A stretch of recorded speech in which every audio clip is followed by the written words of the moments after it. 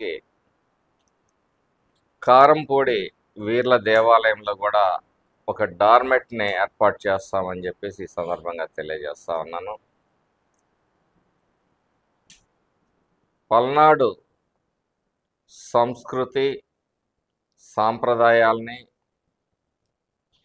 11వ శతాబ్దం నుంచి ఈరోజు 22వ శతాబ్దం వరకు కూడా మరి కొనసాగిస్తూ వచ్చిన ఈ ప్రాంత ప్రజలందరికీ కూడా ధన్యవాదాలు తెలియజేస్తా ఉన్నాను.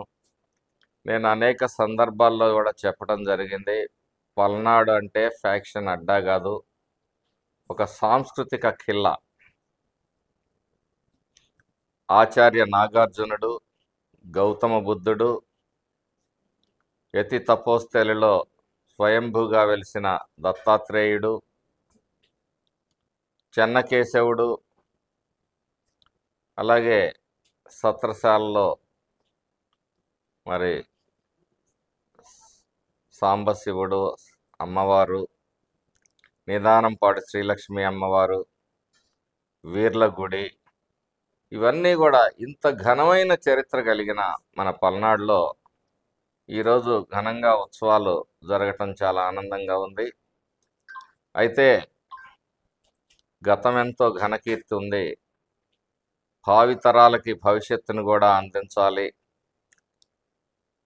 ఈ ప్రాంతాన్ని అభివృద్ధి పదంలో నడపాలి అని చెప్పేసి గౌరవ పార్లమెంట్ సభ్యులు జలజీవన్ మిషన్ తీసుకురావటంలో, అలాగే అమృతం తీసుకురావటం, కేంద్రీయ విద్యాలయాన్ని తీసుకురావటం, టూరిజం డెవలప్మెంట్ కోసం నిధులు తీసుకురావటం, మొన్న మనం చూసాము సీఎం గారు వచ్చినప్పుడు సీఎం గారి చేత వరికపూడిసెల ప్రాజెక్టు కోసం 84,000 ఎకరాలని కూడా సాగులోకి తీసుకురావడానికి మరి సీఎం గారిని ఒప్పించి మరి ప్రకటన చేయించటం. ఈ సందర్భంగా గౌరవ పార్లమెంట్ సభ్యులకి అలాగే ముఖ్యమంత్రి వర్యులకి హృదయపూర్వకంగా ధన్యవాదాలు తెలియజేసుకుంటున్నాం.